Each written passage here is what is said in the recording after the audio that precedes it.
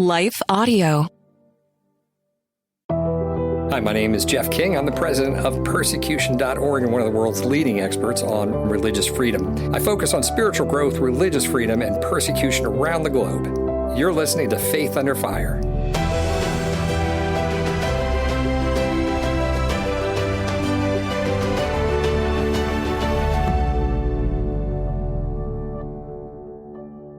There is a religious cleansing of Christians in Nigeria, or you might call it a genocide. The story behind it is unbelievable, and it involves government complicity, and today we're going to unpack that. So I have a wonderful guest today that my organization, International Christian Concerns, had a background with, and it's Father Ambrose Ekaroko. And he is a Nigerian priest. He's here in the United States. He's getting a master's degree in human rights from Catholic University. But Ambrose, what a pleasure it is to have you today. Yeah, it's my pleasure to be here, Jeff. Thank you so much for inviting me. Well, we're going to break down Nigeria, and I think first we'll kind of deal with some background for if somebody's not following it, let's give them some background. And so first of all, I would say that Nigeria might be, sometimes I describe it as the most dangerous place in the world to be a Christian. And that's a shock to a lot of people because they're always going to think of North Korea, which is hell on earth. It's a absolutely horrible place. But the body count of Christians in Nigeria is just staggering. Up to 100,000 killed. The lands of 3.5 million Christian farmers have been stolen. This is over the last 20 years. And there's a war going on that most people just have no idea. But give us some background. Let's go with some broad understanding and background so people understand Nigeria. Let's talk about, first of all, the geography of Nigeria. Describe it for us. All right. Thank you so much, King Jeff. The country called Nigeria is within West African region, sub-Saharan Africa, and is home to over 250 ethnic nationalities with over 500 languages. So it's a very diverse society, and it's one of the most densely populated countries of Africa. It's usually known as the most populous black nation. And with approximately over 200 million. So the point is that we don't even know our true figure because of rigged census over the years. And lies in an area of about 923,768 square kilometers. So it's that's according to the. How big is that? That should be about twice California, the state of California. Yeah. Did you say it's twice? Is the size of California or twice the size of California? Yes.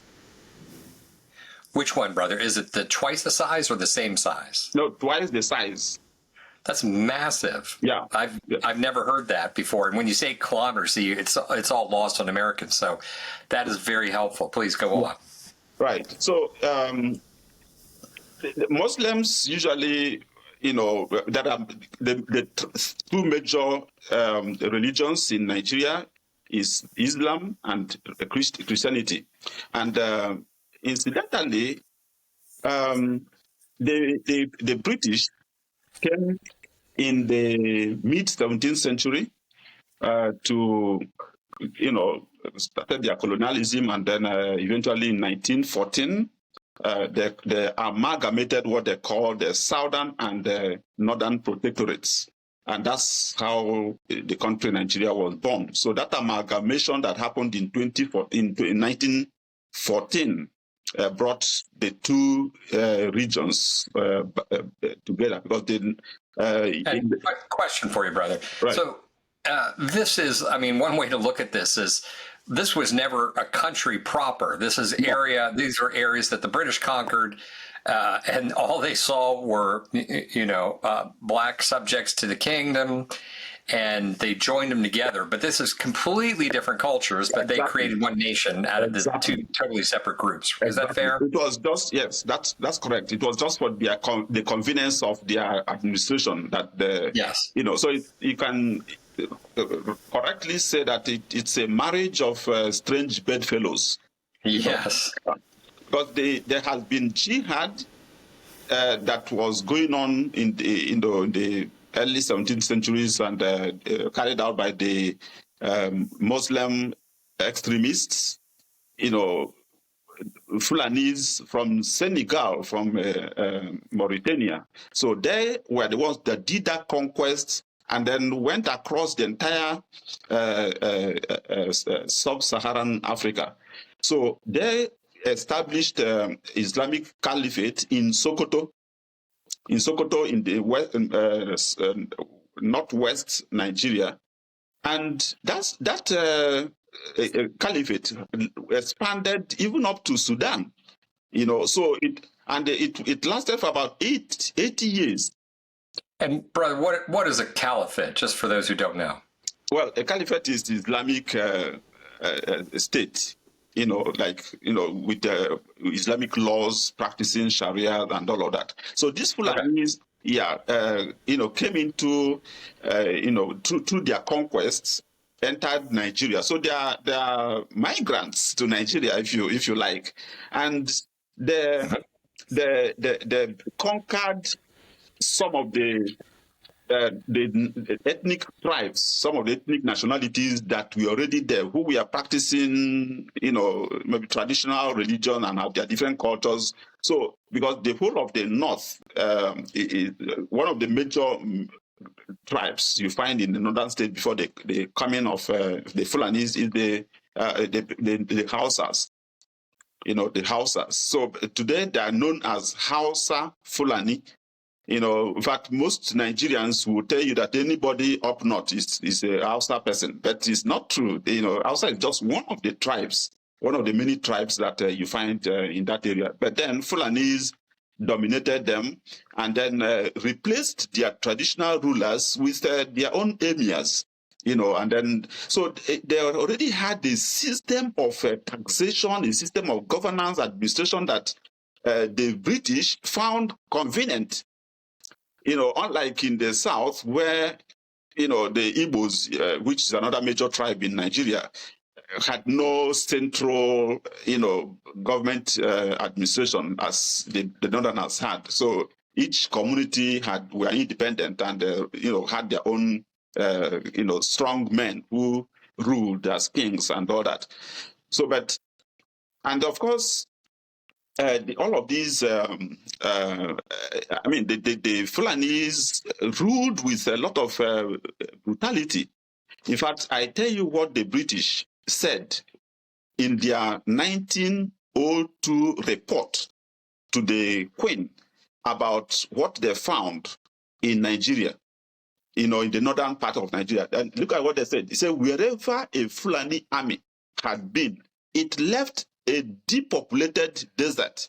The very same thing you are seeing today in Nigeria.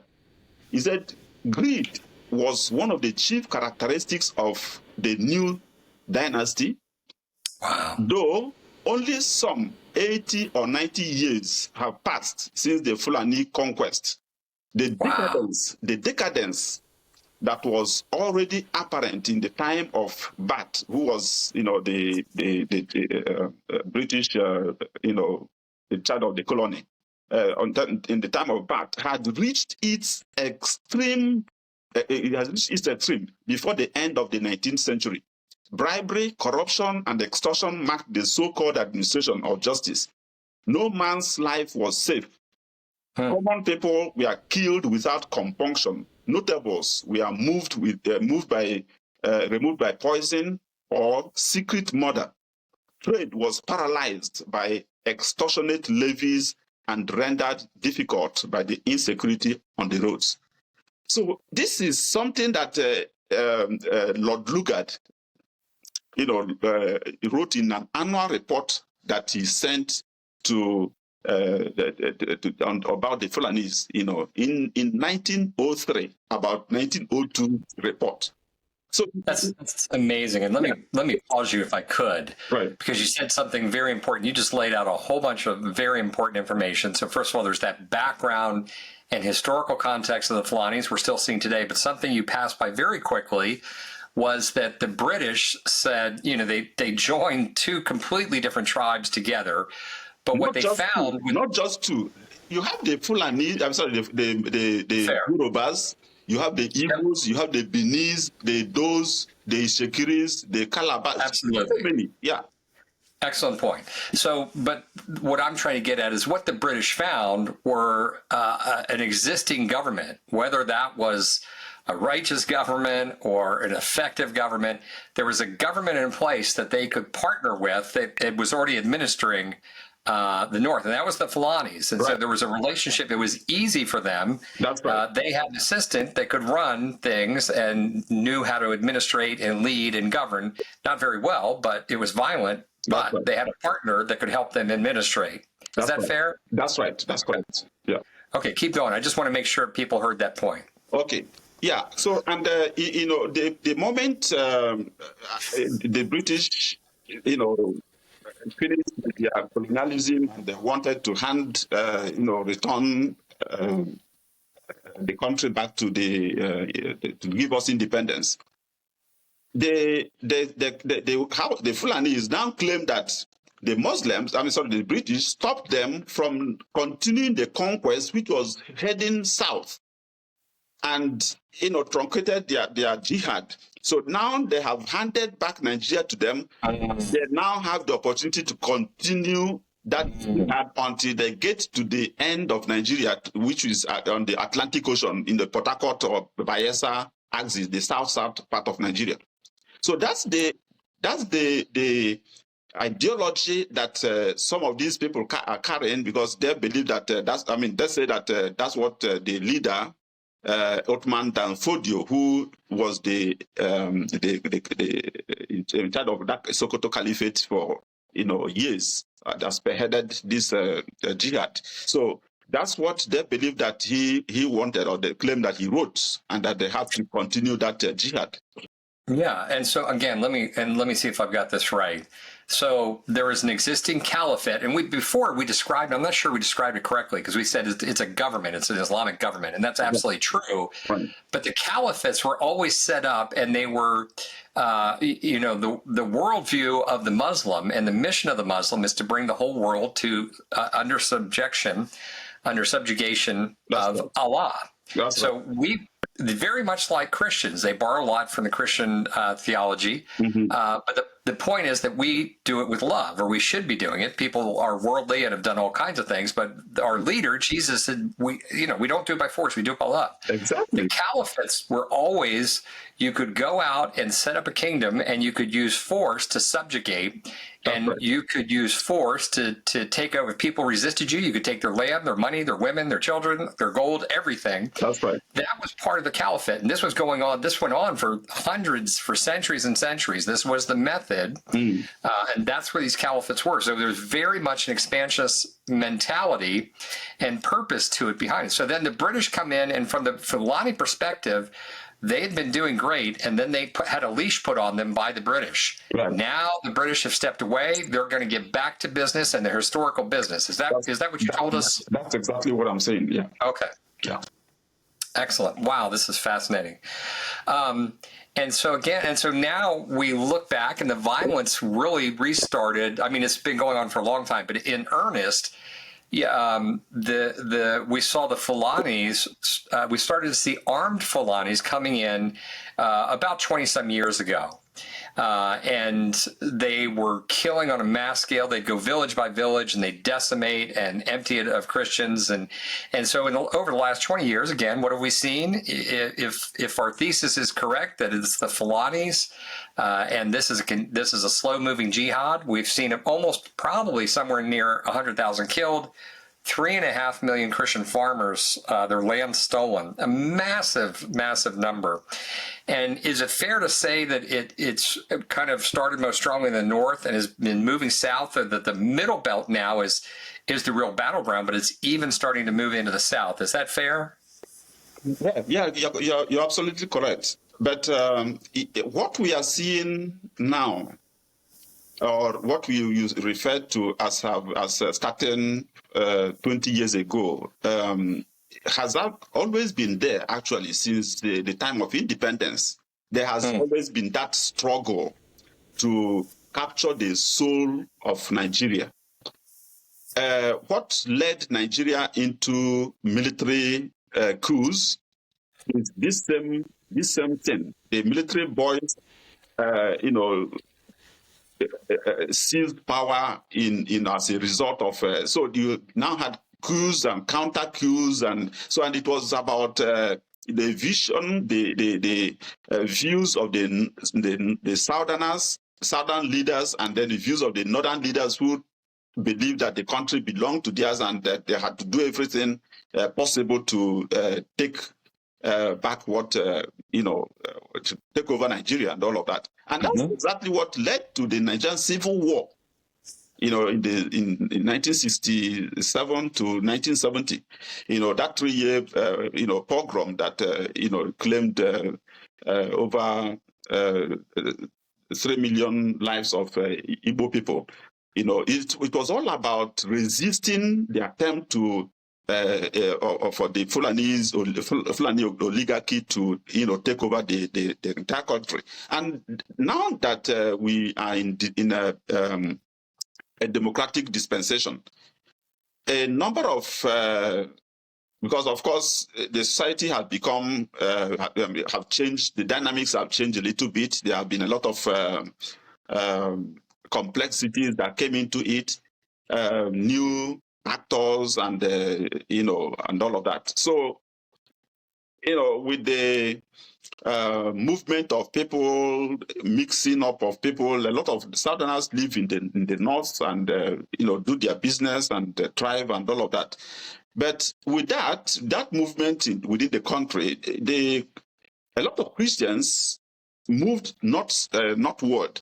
A lot of missionaries came, and then so there was a little bit of a lull, if you like, that allowed some kind of growth of Christianity to reach the northern areas where the gospel has never reached, and then. But what now, what now resurfaced in the democratic dispensation was that some Islamist fundamentalists decided to introduce Sharia law in their states. Even, and then of course the military. Most of the times that Nigeria was ruled by the military, there were northern military generals. So when they handed over power to the civilian administration, the constitution that was handed down to the country, which is still part of is the core of the problem we are facing today in Nigeria, is so skewed to favor the North. Yeah, and then they introduced the legal pluralism into the constitution, so that the northern states are allowed to have Sharia courts, have Sharia law in their states, and all of that. So, and then of course some of them started activating that and setting up Sharia laws and having a Hizbah police arresting people. And so you see, and then there have been pockets of religious motivated conflicts and clashes. Any little thing you see, the burn and destroy churches and attack businesses owned by Christians in their locations, and all. There have been all of that have been happening across. All this while, but then this group that emerged. Call themselves Boko Haram, that Western influence is forbidden.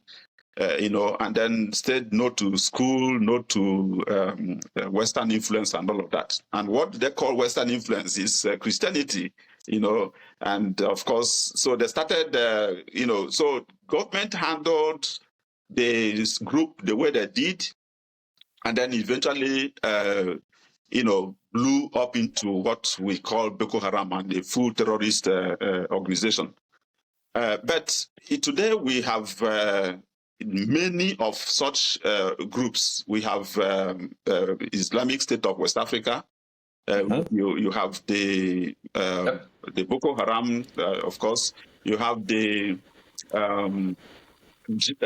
what we call Fulani headsmen or Fulani militia. Then you have bandits.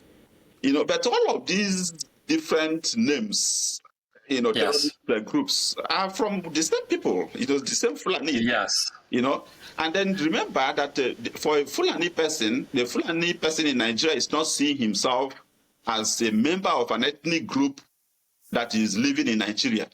He sees himself as a Fulani nation. A Fulani in America is the same with Fulani in Nigeria, with the same Fulani in Burkina Faso, same Fulani so they don't see themselves as members of any of those countries they belong to, but a Fulani nation. That's tribe comes first. Yes. So that is why you find in the whole of Sahel region where they are, all having different different terrorist organizations of the same people. So and let me pause you right there. There's a couple points I want you to unpack. Right. Or that you've already listed, and I want to make sure we get them. And so, first of all, that the Fulanis exist beyond the borders of Nigeria. They, have for hundreds, maybe thousands of years.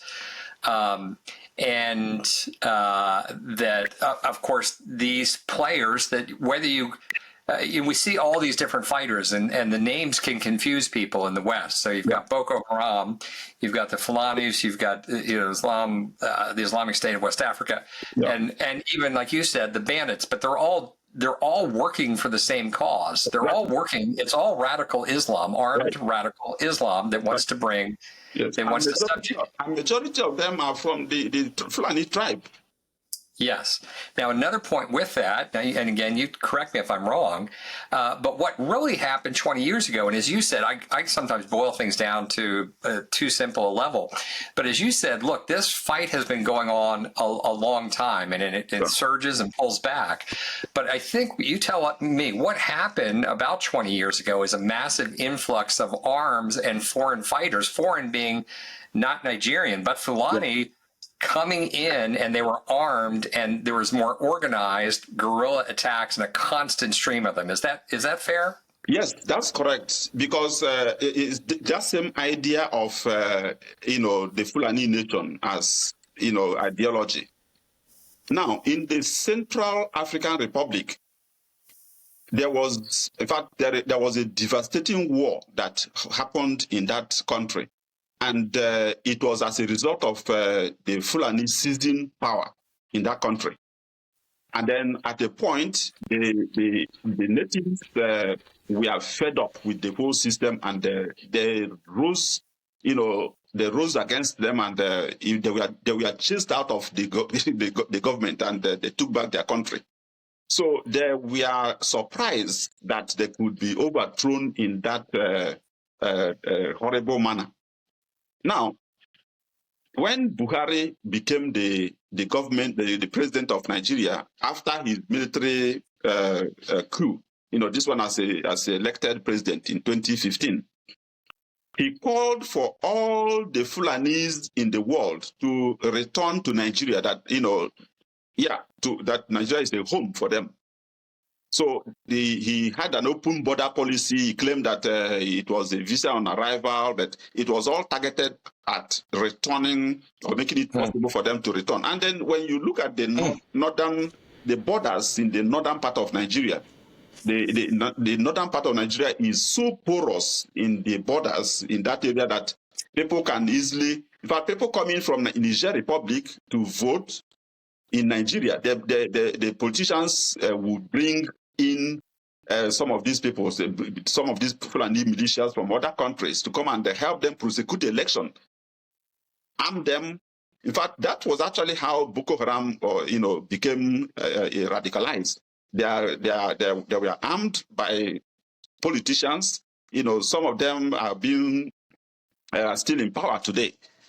So yeah, so the politicians created this mess we are dealing with now, and because that was just because of their selfish interest, or in their quest to seize power, or to seize the soul of Nigeria, like I've been saying.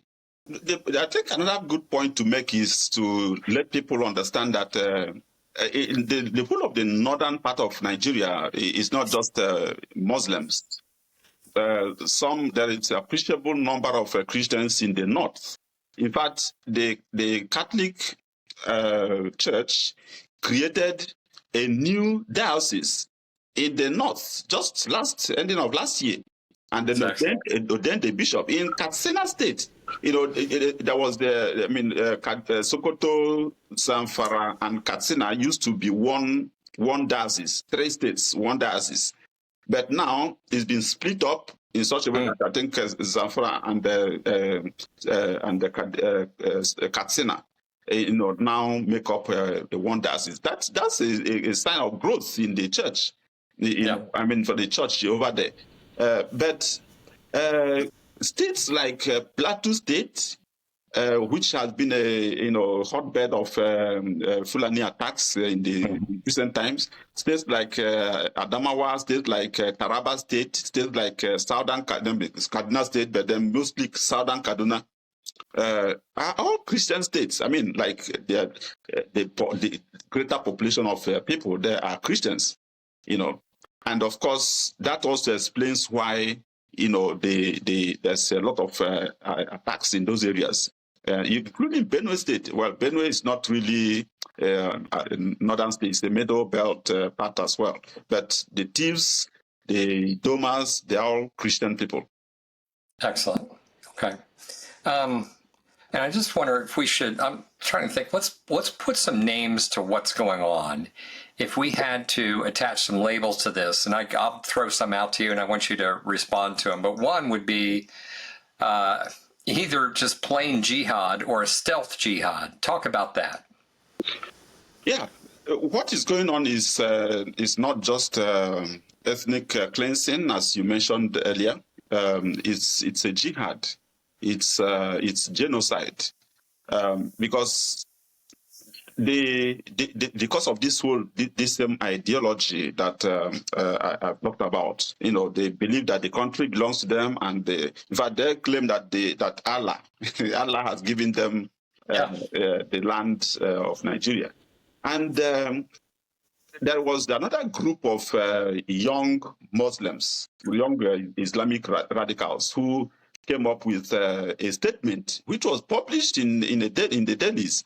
That they feel they are no longer comfortable with the system that their political elites, the northern political elites, are using in order to achieve the Islamization and the conquest, the complete takeover of Nigeria that they have been pursuing for some years now. Wow. Yeah. And then what was the statement they issued? They said, "We have said over and over that Nigeria is the only inheritance we have in Africa and anywhere in the world. This land belongs to us from Sokoto to the banks of the Atlantic Ocean. This was the destiny bestowed on Othman Danfodio, which would have been fulfilled in 1816, if not for the obstruction by the Great Assignment by the British. It is no longer time to play the ostrich. Our men are waiting. We are eager to fight. We are boiling with zeal to actualize our dream. Enough of double dealing and ambivalence by Fulani political leaders who unfortunately think the Fulani can only take back what belongs to us through appeasement and elections destined to reflect cultural values antithetical to the preachings of Osman Danfodio. That's from the group called they call themselves Fulani Nationalist Movement. You know. Can you send that to me, by the way? Oh, sure, I will. My gosh. Yeah. So the irony is like the Fulani and the leadership, they're fighting the way they're doing. It's too peaceable. It's not radical enough. Exactly. Yes. And we have been called by Allah. We're on a holy mission. I'm reading into what they're saying, knowing the background and everything. Yeah. But we have a holy mission by God to subjugate this land. It's been given to the people, to Allah, His people, and we need to get on with it. This work that was interrupted by the British. That's right. Is that fair? That's right. Oh my gosh! So I tell you, some experience I had in 2021. I was implementing a project that was funded by the Europe Aid. This was about the implementation of anti-torture act, the anti-torture law in the country. Okay. We are going around, around the country to get the stakeholders to understand this, that we have a legislation and on torture, and that it should be implemented fully. So we had an appointment with to meet the chief judge of Kaduna State at the time, and this was his name is Muhammadul Lawal Bello. He's no longer the chief judge now; he's retired, but he was a sitting chief judge at that time. And we walked into his office. I was I had in my team about three of us, including myself, 4. And then the moment we walked in, we were still just walking into his office, and he stood up from his seat, and then without any exchange of any pleasantry, was asking us where we are coming from, and so instead that we all said where we are coming from, and we all came from the southern part of Nigeria. And then he said immediately that that all these that he has said it before, that they will soon take over, the Muslims will soon overrun the Southerners. And very bold. yes, bold, So that he told us that very soon the Muslims would overrun our people and take all our lands, marry all our women, and anyone who resisted will be killed, So it's either you flee or you get killed. So in a sitting judge in his office, he wasn't cracking jokes. He wasn't, No. And we are shocked to the marrows because we never expected anything like that. My gosh. Wasn't for someone of his status, he's not like an ordinary, person on the street, or you say he's brainwashed or he's not educated. He's a sitting chief judge of a state, carrying this kind of ideology in his head. So well, in some ways, it's very helpful because what's going on. Exactly. And we didn't really unpack this. I'll probably circle back to it. But, it's that whole idea of, when I put it into U.S. numbers, the scale of death and destruction and nothing ever happens. It's so obvious. You can't have this happen for 20 years with complete government inaction. It's not ineptitude. It's not incompetence. This is complicity. Yeah. And especially when you understand the Fulanis, the North versus the South and the Fulanis and who they are. Once you understand the inner workings of Nigeria and the tribal mentalities and et cetera, and the history, it all becomes clear what's going on. So, but usually they're hiding, and they're always hiding when they're speaking to the West. The government is always saying, hey, look, gosh, this is such a tricky thing. It's a guerrilla war. We can't find these people. And if you just give us more military aid, maybe we can capture them. That's right. So it's always deceiving Washington and hiding, and it's frustrating to no end how many times you've seen Washington just swallow that and regurgitate it. Now that's changing. The State Department's starting to wise up, and the U.S. administrations, but they're usually, doing the lying, and they're operating in the background. So this man is bold enough to tell you to his face, this is our ideology, this is our viewpoint, and this is what we're doing. That's right. We had to change our hotel room. That in fact, we didn't go to any other. We were to go to the office of the Attorney General before we leave, but we had to go back to the hotel and checked out and went to a different place altogether. That sounds like wisdom to me. So that's where, so we just touched on jihad and stealth jihad, and you said, dead on, that's exactly what it is. Yeah. And the only stealth part is usually, again, like we said, that the politicians and the military leaders, they're all in hiding and they're not saying what they're doing. So now they're getting so bold that they're starting to come out and say it. Now, there's the other angle to this, that it's a massive land grab, and that fits the jihad, that fits the subjugation, absolutely. But there's an angle here with the Fulanis that they're historically, the symbol of their wealth and the store of their wealth is cattle. And they're nomadic herders. And those days of nomadic herding, just like we look at in the history of the United States, those days are ending. And so, again, these are the smartest guys in the room. They have a 100-year plan versus everyone else is not organized and not working together. Yeah. So they are grabbing the richest pasture lands in the Middle Belt and stealing massive wealth because these are cattle herders. How do you feel about that? Yeah, that's exactly what's going on. In fact, just yesterday, I heard in the news that the President Buhari, sorry, President Bola Tinubu, the current president of Nigeria, has approved the creation of a new ministry. Already we are complaining about over-bloated government ministries, and then he's adding a new ministry. And guess what the new ministry that Tinubu created? I cannot imagine. Ministry of Livestock. Of course, yeah. Ministry of Livestock, to be headed by him, presided over by him. Yeah. And you see, in the time of Buhari, he tried to force what they called Ruga. Ruga was like, I think it's an acronym or something, but it was to have to acquire lands, in different states and have a settlement for these Fulanis, in clusters, so that they are everywhere. They are everywhere, officially everywhere, and then of course they can begin to, attempt to hold, take control of the states, or the government of the state where they are, wherever they find themselves.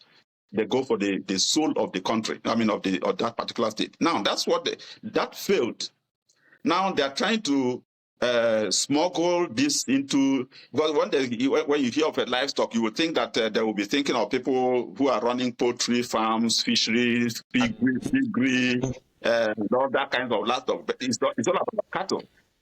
It's all about cattle. And one of the lawmakers recently raised a motion for cattle to be recognized with a certain status that was almost like equal to citizens.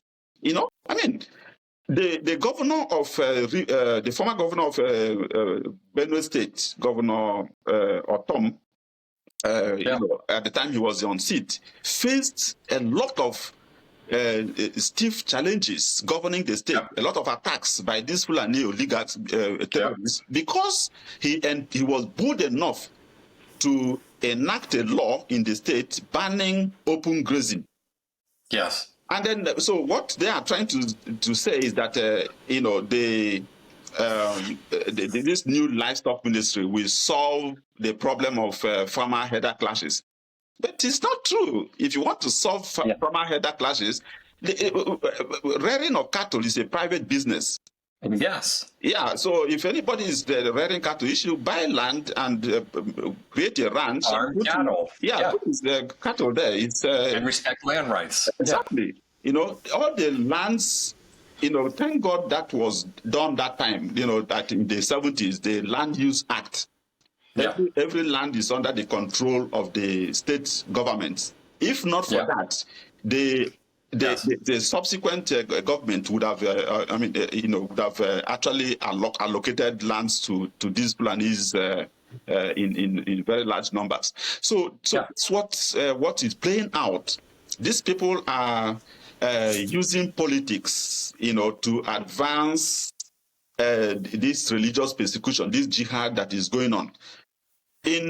You are talking about putting some names to what's going on. Yeah, it's a still jihad, but it's also getting clearer with those who are involved. In 2012, I suppose, 2012, there was a bombing incident that took place in Abuja, and of course, I don't know if you may have heard of when the UN house was bombed by the Boko Haram terrorists, and one of the commanders of Boko Haram who masterminded this bombing was found in the Borno State government lodge in Abuja. And guess who was the governor of Borno State at the time? The current vice president of Nigeria. Yeah, of course. Shetima. So that's the kind of a country we live in, a terrorist sponsor. And then of course they were in a position that time trying to get Goodluck Jonathan out of power because they saw him as an infidel and who was Christian, and they wanted the Muslim into power and all of that. So they did everything. Buhari brought in. Buhari is a known terrorist himself. I mean, a known extremist. Fulani extremist and Islamic extremist. So he did so much to advance the cause of terrorism that is going on in the country, the cause of jihad and the Fulani attacks that are going on in Nigeria. So again, in the current administration, the former governor of Zamfara State, Metawale, Governor Bello Metawale, he was under his administration that the whole bunch of this new dynamics of banditry surfaced, and then he was supporting them with vehicles, giving them SUVs, like trucks, motorcycles, in the way of paying ransom for the kidnapping that they were, instead of going after these criminals, but they were not seeing it as criminality. El Rufai, the governor of Kaduna State, said they were agitating for a long, age-long injustice that had been meted against the Fulani nation. So they didn't even see anything wrong with that. They emboldened these guys. They were with the monies the government was doling out to them in the name of paying ransom. They were acquiring, very sophisticated weaponry and military-grade weapons actually. So now the place is so. But he is currently the National Security Advisor. There you go. There you go. So when we talk about government complicity, it is real. Buhari in the time of when he was in power, a man who swore allegiance to Boko Haram, to Islamic State of the ISIS at the time, they were still very potent.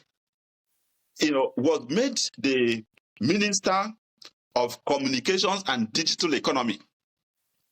that was charged with the responsibility of, the entire database of every person in Nigeria. And they were forcing people to have a national identity number, which was to be linked with your phone number, and claiming that they were going to use that to track terrorists and stop it. Yes. But none of that happened. They were only using it to identify people and go after those they want to attack and all of that. So these terrorists make phone calls. In 21st century, they make phone calls in the bush, negotiate ransom, kidnapping, negotiate for ransom for the kidnapped suspects and the victims and all of that, and get away with it. Nobody goes after them. Sure, and that's some years back. We see it over and over. The UAE, that's the United Arab Emirates, published names of terrorist financiers in Nigeria who are Nigerians.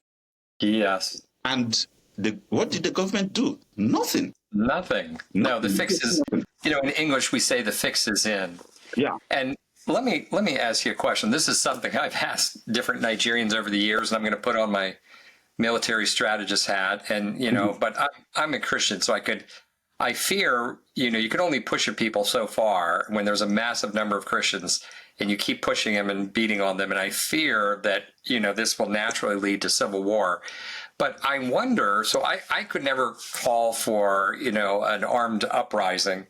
I'll understand it if it happens. But I wonder, just given the nature of who the enemy is, the Fulani, and the importance of their cattle and their storehouse of wealth being cattle, does anyone talk about going after the cattle and killing the cattle? Not people, but kill the cattle, which is what they're fighting for. So they have land for that. It's their store of wealth.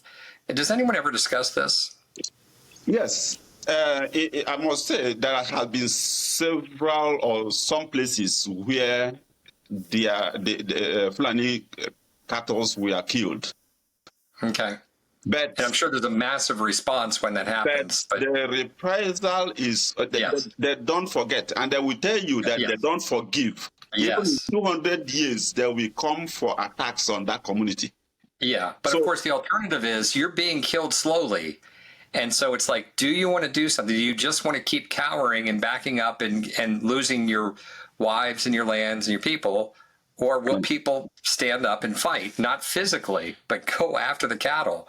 Because that's going to happen. That's going to happen. They're going to try to teach anybody a lesson, and that shows you the effectiveness of the strategy, I would say. Yeah. It's you see, the people, Christians are Christians everywhere. You have the Spirit of God in you that will not allow you to, hurt your neighbor. Growing up, there were Fulani people that come around seasonally to, graze in the area or part of our village that was not cultivated or something. And there was very good rapport. Always going back hundreds of years. We didn't want to. We didn't want to send them away.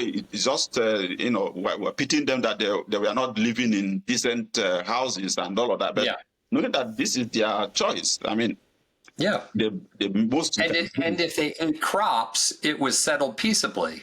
Exactly. They would come. Because my uncle was the village head at the time, and he would they would first of all look for the village head, come and tell him that they are here, and that anybody whose crop their cattle destroys should not harm their cattle, should not harm their children. That we will pay. Don't worry. Them they will pay. And that was the kind of, cordial relationship that, but then after some time, they started moving with the AK-47, rifles, Right. As we discussed earlier, that influx of foreign fighters and weapons. That's right. Foreign funding, I'm sure, in the beginning. Yeah. And then, of course, they're also saying that some of the narratives that you also hear is that wherever they have succeeded in grazing their cattle through, automatically belongs to them. It's like any land they have succeeded in. There was the time they attacked a minor seminary in Taraba State, either Taraba or Adamawa State. And why was that seminary attacked? Because they requested for the gate to be opened for them to go and graze on the field of this seminary. I mean, how insane! There are a lot of vegetation are all around the whole place, but it is within that seminary you want to come and graze. And because they were denied, they came and attacked that seminary. You see, so the point of what's going on is the people. Yeah, you're correct that there is the people can only there's only too much that people can take of what is going on. At some point, people will have to rise and you see they also know that, and periodically the government will call for all communities to surrender their arms and ammunition. Yes, and then they dispossess the people that may have acquired small arms and light weapons, possess them of all the arms they could use to fight back. I'm sure they're defenseless. Yes. Yeah. And then while the Fulanis are never, in fact, the police cannot even arrest them. That's right. They're never punished for that. And that's why the impunity is just so high. Yes. So you're correct. There will be religious war at some point. I'm not a prophet of doom, but if where else does this go if it's not dealt exactly. with? What's going on, because the government is working hand in glove with it. They have succeeded in taking over all the institutions of government. They are taking control of INEC, and that's why we cannot even have a credible election. Because that's right. The cabal, if you like, that have hijacked the state, because the Nigerian state as it is now is captured by these guys, and they don't want any progress. They don't want any development. They don't want any. They just plundering the resources. Military, the intel, the police. It's now spread out, so there's very little hope. Over the judiciary, the institutions of government everywhere. Customs and all of that, and that's why they're able to freely import, things and get people in and out of the country at wish. Well, let me bring this to a head, and let's start, and we're going to start to close out. But what do we do? And I've got some notes here, and I'm thinking about it, but I want to hear from you. So first of all, I'm just going to throw it out to you, and we'll go back and forth. What do we do? Give me one answer. We, as United States, is that what you mean? Anybody who cares. Okay, anybody who cares. Yeah. Let's go from the Western perspective. Okay. Yeah, from Western perspective, the first thing to do is to try to know the truth of what is going on. Yeah. The reality of the persecution, or the level of persecution and suffering that is going on in Nigeria. I didn't mention this, but how could a country that is not at war have a humongous number of internally displaced people?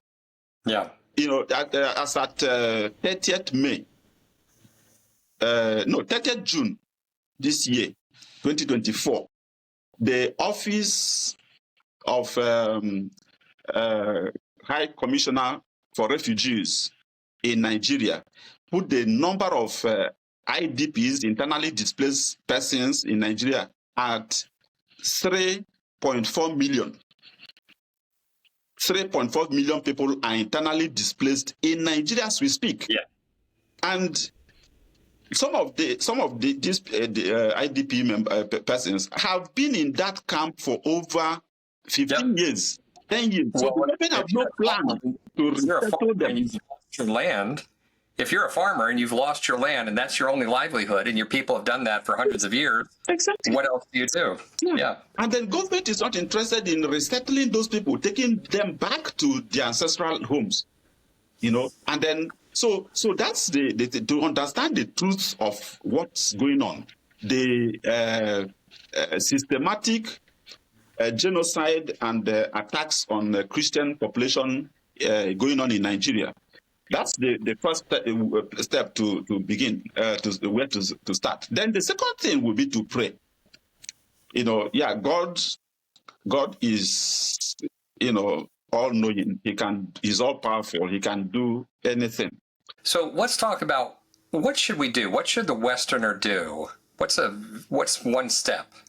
Yeah, the first step is to understand the truth of what's going on.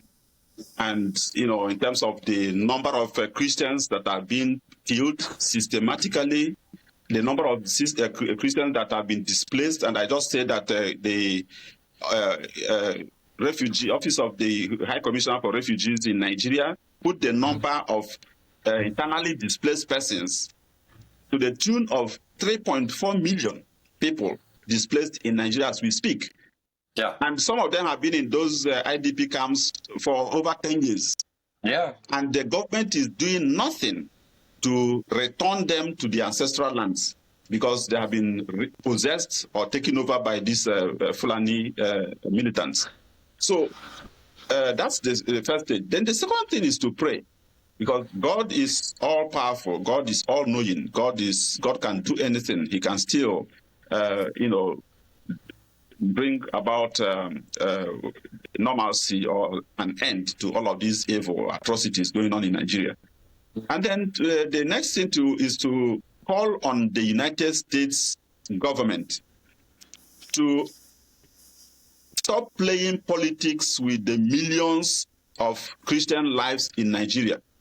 Because I think this is just, to be politically correct, that the United States government have refused to put Nigeria back on the list of countries of CPC list. Yes, I personally wish that there is something more drastic that could be done by the United States. Because the government of Nigeria will need to be shocked. Nigeria government need to be shocked into stepping back. If it is just, put it on the list of CPC, and then so what, they could still continue to do whatever they are doing. You see, so yeah, there's one thing Nigerians love and understand: it's business. So right. Until it hits their pocketbooks, they're not going to be forced to change. And of course, the aid that the United States is giving, to the government should be cut completely. Yeah. You see, so. Yeah, that would be those are the things that I think our listeners or those who are listening to us in this podcast should try to do.